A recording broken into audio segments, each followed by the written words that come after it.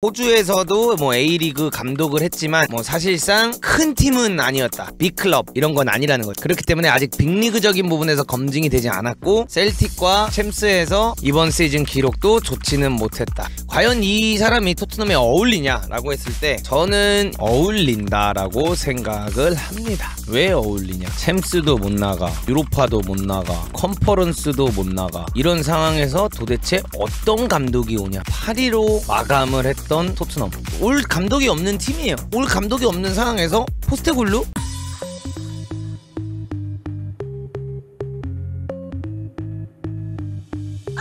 토트넘의 감독 포스테코글루 선임이 되었습니다. 여러분들의 생각은 어떠십니까? 셀틱에서 오영규와 함께한 감독. 한 가지는 해리 케인이 레알로 떠난다. 해리 케인의 유일한 재계약 옵션은 월드 클래스. 사실 월드 클래스 감독이 안 왔어. 그래서 사실 떠나게 되지 않을까요? 포스테글루 감독의 여러분들 리그 트로피입니다. 기가 막히죠? 이 감독님이 보시면 65년생이시고 57살인데 트로피가 어마어마하게 많습니다. 이 감독님의 커리어를 한번 보면 일단은 호주에서 원맨 클럽 선수였던 걸로 알고 있어요. 호주에서 이렇게 뛰다가 호주에서 20세 감독을 하고 17세 감독을 하고 그리스 리그에서 감독을 2경기 한 다음에 브리즈번 로우라고 이제 호주 팀이죠. 호주 팀에서 감독을 하고 멜보른에 가서 감독하고 호주 국가대표 감독한 다음에 일본에 가서 요코하마 마리노스 가서 감독한 다음에 여기서 잘하고 나서 셀틱으로 이제 이적을 해서 셀틱에서 3관왕을 올해 달성시킨 감독입니다. 이 감독님이 토트넘으로 이제 오게 됐는데요. 이번 시즌 스코티시 프리미어리십을 보면 30승 2무 1패 승점 92점 어마어마한 승점을 사실상 스코티시 프리미어십에서는 세웠고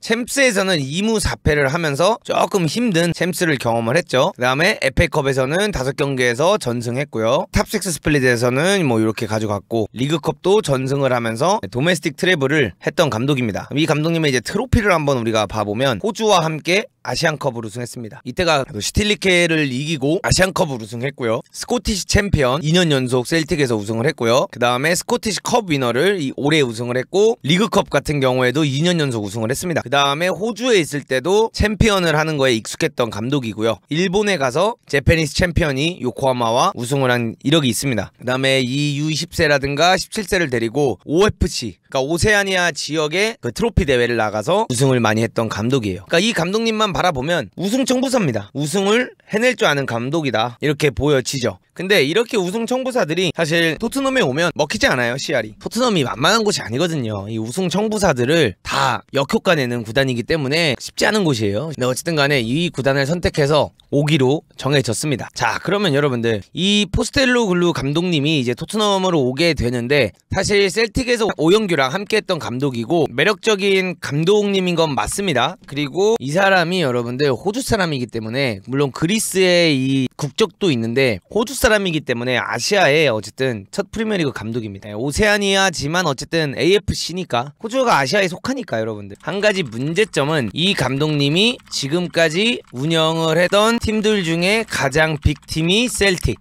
그 다음에 호주 국가대표 요렇게 두 팀이 본인이 가장 맡았던 팀 중에 큰 팀이었다라는 걸 볼 수가 있고 호주에서도 뭐 A리그 감독을 했지만 뭐 사실상 큰 팀은 아니었다. 빅클럽 이런 건 아니라는 거죠. 그렇기 때문에 아직 빅리그적인 부분에서 검증이 되지 않았고 셀틱과 챔스에서 이번 시즌 기록도 좋지는 못했다. 이런 것들을 우리가 안 바라볼 수 없는 것 같아요. 그러면 우리가 한번 셀틱에 있을 때 여러분들 챔스 경기를 뛰었을 때 누구랑 뛰어서 경기 결과가 어땠는지를 우리가 한번 봐보도록 하겠습니다. 레알한테 3대0으로 졌고요. 샤흐타르한테 1대1로 비겼고 그리고 라이프치히한테 2대0으로 졌고 샤흐타르한테 비겼고 레알한테 또 졌고 이러면 여러분들 나쁘진 않네요. 레알한테 지는 거야 뭐 이해가 충분히 가는 부분이고요. 그리고 샤흐타르한테는 어쨌든 간에 2번의 무승부를 만들어냈기 때문에 나쁘진 않아요. 라이프치히한테는 뭐 2경기 졌고 질 팀한테 지고 이길 팀한 비길 팀한테 비긴 것 같은데 이 감독님이 여러분들 굉장히 매력적인 부분 중 하나는 뭐냐면 이 감독님도 점유 축구를 한다는 거예요. 이 분 자체가 화끈한 축구를 합니다. 그래서 포메이션 같은 경우에는 여기 보시면 아시겠지만 4-3-3 전형을 많이 쓸 거예요. 4-3-3 전형 그 다음에 수비적으로 가고 싶을 때는 4-5-1 전형. 그래서 이런 것들을 봤을 때 이 감독님은 사실 매력적인 감독이긴 합니다. 매력적인 감독인데 과연 이 사람이 토트넘에 어울리냐라고 했을 때 저는 어울린다라고 생각을 합니다. 왜 어울리냐? 열리냐. 챔스도 못 나가, 유로파도 못 나가, 컨퍼런스도 못 나가. 이런 상황에서 도대체 어떤 감독이 오냐. 8위로 마감을 했던 토트넘. 8위로 마감을 했고요. 올 감독이 없는 팀이에요. 올 감독이 없는 상황에서 포스테굴루, 프리미어리그 제외, 셀틱, 레인저스에서 우승을 하는 감독들은 프리미어리그의 기회를 주로 받는 경우가 많다. 이거는 여러분들 팩트거든요. 그쵸? 이렇게 기회를 주로 받는 경우들이 많은데 이 경우에서 어쨌든 셀틱에서 2년 연속 좋은 결과를 냈다. 근데 여기서 이제 이런 팀들이 여러분들 이런 감독들이 주로 우승을 하면 어디를 가냐? 아스날, 토트넘, 맨시티, 맨유, 리버풀 이런 데를 가는 게 아니라 원래 같은 경우에는 웨스트 브로미치, 웨스트햄 혹은 아스톤빌라, 옛날에 막 뉴캐슬, 막 이런 번리 이런 팀들로 감독을 하러 가는 경우가 많아요. 이런 데로 가는 경우가 많은데 지금의 토트넘 위치가 8위 딱 적당합니다. 할 수 있는 최선의 영입이지 않았나 생각을 합니다. 저는 최선의 영입이었다 이렇게 바라보고 싶어요. 그러면은 이 감독이 쓰는 포메이션 혹은 이 감독이 쓰는 전술이 여러분들 궁금하실 것 같은데 그것도 제가 살짝 보여드리겠습니다. 사실상 과르디올라가 원하는 축구를 굉장히 하는 걸 좋아하는 감독이에요. 예를 들어 수비수가 4백으로 이렇게 서 있다고 가정을 하고요. 미드필드 3명이 있고 윙어들이 이렇게 셋이 있다고 치면 일단은 윙어들을 요 사이드에 완전히 벌려놓고 뛰는 걸 되게 좋아해요. 그래서 과르디올라가 좋아하는 거 많은 포지션 점유 축구 브라이튼의 데즈르비가 좋아하듯이 이 점유 축구를 가져가는 걸 굉장히 좋아하기 때문에 윙어들이 벌려있는 걸 정말 좋아합니다. 그래서 여기에 주로 누가 이제 서 있었냐면 조타 혹은 마에다 이런 선수들을 셀틱에 있을 때 세워놨는데 이 조타라는 선수가 진짜 좋다. 여러분들 이 조타가 좋아요. 이 선수가 진짜 잘하긴 하거든요. 그래서 저는 사실 손흥민 선수가 이 왼쪽 윙에서 내가 항상 보고 싶었던 그 손흥민의 아이솔레이션을 잘하면 올해 볼 수도 있겠구나라는 생각은 해요. 솔직히 말해서 여기 손흥민 왼쪽에서 1대1 많이 걸고 안으로 들어오면서 슈팅 때리고 본인의 플레이를 가져갈 수 있는 환경이 만들어질 것 같다라는 생각은 들어요. 그리고 여기에 아마 이제 셉셉이가 완전 영입이 되지 않을까 이런 생각을 하고요. 이제 여기가 문제인데 사실상 여러분들 우리 이제 해리케인 생각해 봅시다. 해리케인이 항상 재계약을 할 때마다 항상 원했던 것은 하나다. 월드 클래스 감독님을 데려와 달라. 요 오퍼였거든요. 근데 여기서 이제 레비 No, my pick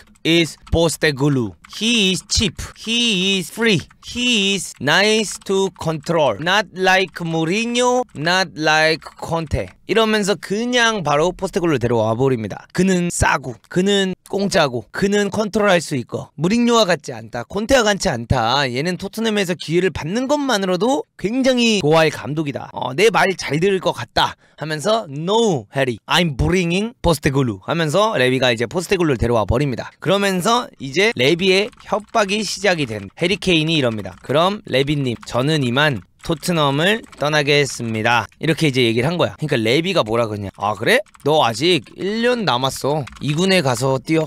와우. This is 짠돌이 레비.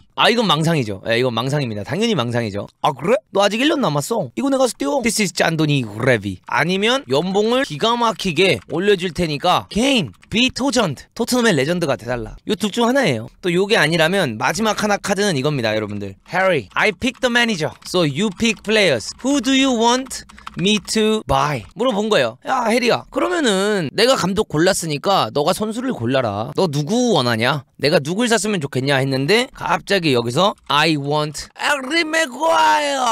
오 마이 갓.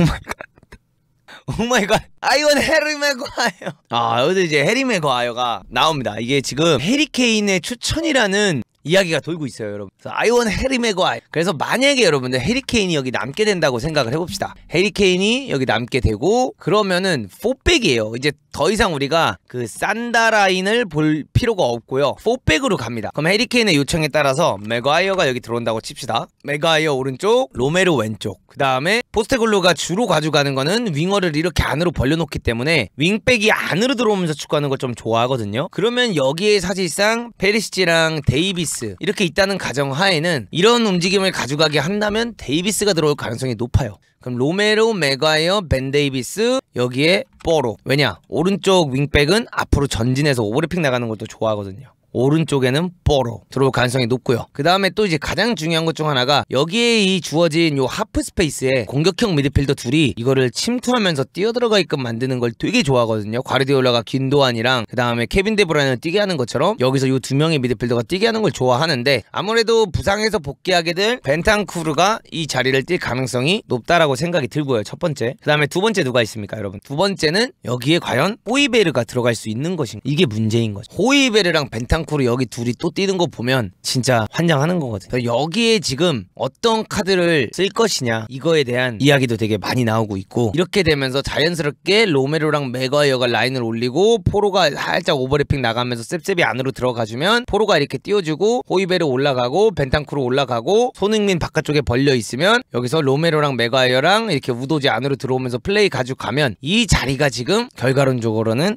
에릭 다이어, 로메로, 다이어, 맥과이어 라인 요렇게 축구를 할 가능성이 높다 라는 이야기가 해외에서도 현재 많이 나오고 있어요. 만약에 포스테글루가 감독으로 오게 된다면 요런 라인업으로 뛸 가능성이 굉장히 높다 이렇게 이야기가 나오고 있습니다. 근데 여러분들 여기서 이제 해리 맥과이어의 영입이 과연 토트넘 입장에서 좋은 영입일까 아닐까라고 봤을 때 저는 솔직히 냉정하게 말씀드리면 좋은 영입이라고 생각을 합니다. 토트넘 입장에서 해리 맥과이어 영입 좋은 영입이다. 왜냐하면 내년에 토트넘을 우리가 생각해 봅시다. 왜 내년에 토트넘을 생각해 보냐? 일단은 여러분들 내년에 1등은 누가 합니까? 맨시티가 할 거예요. 그럼 2등은 또 누가 합니까? 2등 같은 경우에는 사실 리버풀 가능성이 있다고 저는 생각을 하고요. 그 다음에 3등이 뭐 맨유, 4등 아스날. 어쨌든 이렇게 네 팀이 이 경쟁을 할 거라고 생각을 해요. 저는 이 네 팀이 이렇게 네 팀이 경쟁을 한다라고 생각하고 사실 뉴캐슬 빼먹을 수 없어요. 여러분들 뉴캐슬도 굉장히 강할 거기 때문에 뉴캐슬 들어갈 수밖에 없죠. 저는 내년에 첼시가 우승 경쟁할 거라고 생각을 합니다. 포체티노 아래서 우승 경쟁권 들어갈 것 같아요. 왜냐면 거기 선수들이 어린 선수들이 많고 뭔가 많이 뛰게끔 만들어 놓는 포체티노기 때문에 포체티노가 저는 충분히 여기에 경쟁 들어갈 것 같고 그 다음에 냉정하게 전력으로 봤을 때 브라이튼과 아스톤 빌라 그리고 토트넘 이렇게 들어가는 거거든요. 그러면 이렇게만 봐도 1등, 2등, 3등, 4등, 5등, 6등, 7, 8, 9등 그러니까 결국 7위부터 9위 싸움이 될 가능성이 높아요. 그 입장에서 얘네가 김민재를 데려와? 아니잖아. 김민재를 데려올 거 아니잖아. 그렇다고 여기에 지금 뭐 라모스가 비었다고 라모스가 여기 오겠어? 안 와 여러분들. 그러니까 안 와. 그냥 이 팀은 오질 않아. 그럼 이 팀에 오기 딱 좋은 선수가 누구야? 해리 맥과이어. 고마워해야 돼. 해리 맥과이어한테 토트넘은. 여러분들 해리 맥과이어 정도의 급의 선수가 온다는 것만으로도 다행인 거예요 이건. 근데 저는 여기서 해리 맥과이어 좋은 선수냐 나쁜 선수냐 이렇게 바라봤을 때 솔직하게 잉글랜드 국대만 보면 좋은 선수는 맞다. 근데 맨유 간 이후로 맨유의 경기만 보면 최악이다. 그래서 저는 여러분들 이런 중위권 팀에서 맥과이어의 역할은 엄청날 거다라고 생각해요. 저는 진짜 이렇게 생각을 합니다. 이런 중위권 팀에서 만약에 맥과이어가 오게 된다면 맥과이어 역할은 엄청날 거다 이렇게 바라볼 수 있고요. 둘 중에 하나일 것 같아요. 손흥민 선수가 요 왼쪽 윙 자리보다는 올해 요 가운데 들어가서 뛰는 걸 좀 많이 봤거든요. 근데 이렇게 만약에 진짜 축구를 가져간다고 했을 때 만약에 소니를 왼쪽 윙에 쓰게 된다면 우리가 이제 보게 될 그림은 로메로가 공 잡아서 뭐 다이어랑 우도지한테 연결돼서 벤탄쿠르가 여기서 이렇게 하프스페이스 띄워주게 되면 상대 라인이 무르게 되고 그러면 손흥민에게 연결이 됐을 때 여기서 이제 둘 중 하나죠. 2대1 주고받고 들어가서 ZD를 갈기냐 아니면 여기서 손흥민 선수가 1대1 걸어서 옛날에 우리가 알던 손흥민처럼 헛다리 짚고 사이드로 쳐서 왼발 크로스 올리는 손흥민을 많이 보게 될 거냐 요런 그림들을 보거나 아니면 아이솔레이션을 가져갔을 때 치고 들어가면서 그냥 본인이 안으로 들고 들어가면서 슈팅이라든가 크로스를 넣고 요런 플레이를 가져가게 될 겁니다 손흥민 선수가. 근데 사실 이번 시즌의 손흥민 선수만 봤을 때는 요 사이드에 나왔을 때 잘한 적도 있지만 아쉬웠던 적들도 있어요. 그래가지고 사실 좀 어떻게 될지 궁금하고 근데 만약에 호이베르랑 벤탄쿠르를 요 지역에 이렇게 둘을 뜯긴다 라고 했을 때 저는 불안해요. 사실 호이베르나 벤탄쿠르 다이어가 만약에 빠지게 된다면 호이베르가 사실 요 자리를 뛰는 게 좀 맞다고 생각을 하고 요 자리에 누군가 영입이 되어야 된다고 생각을 합니다. 근데 셀틱에 봤을 때 우리가 여러분들 누구를 볼 수 있냐면 저는 왠지 여기에 후라시를 여기다 데리고 올 수도 있다라는 생각을 개인적으로 해요. 아니면은 오히려 여기다가 조타 영입한 다음에 여기에 손흥민을 차라리 공미로 쓰면서 계속 침투하게 만들면서 세컨 스트라이커로 손흥민을 쓰지 않을까 요런 방향도 저는 있을 것 같다라는 생각은 듭니다. 그러니까 후라시가 여러분들 몸이 약하다 170에 뭐 63kg인가 뭔가 해가지고 못한다 하는데 여러분들 그러니까 후라시가 일본인이긴 하지만 못하지 않아요. 여러분들 셀틱에서 득점왕 했고 스코틀랜드에서 득점왕 한다는 게 쉬운 게 아니에요. 그리고 냉정하게 후라시가 경기 뛰는 거 보면 움직임 기가 막혀요. 스코틀랜드에서 후라시 경기 뛰는 거를 진짜 자세히 보시면 축구 잘합니다. 누가 영입이 될지는 모르겠지만 이런 축구를 구사하게 될 감독이 될 거다라고 생각을 하여. 근데 저는 이제 걱정되는 게 이겁니다, 여러분. 만약에 여기에 이제 호이베르 들어간다 치자. 다이어 들어가서 호이베르가 여기 뛰고 다이어가 여기 뛴다고 치자. 근데 해리케인이 나 도저히 포스테글루랑 못 해먹겠다. 그래서 해리케인이 떠났어. 그럼 이제 어떻게? 그러면은 과연 포스테글루는 소니를 원톱으로 쓰고 이 자리에다가 브라이언 힐이라든가 이런 애들 임대해서 돌아오면 여기다 쓸까? 히샬리송 원톱을 넣는다?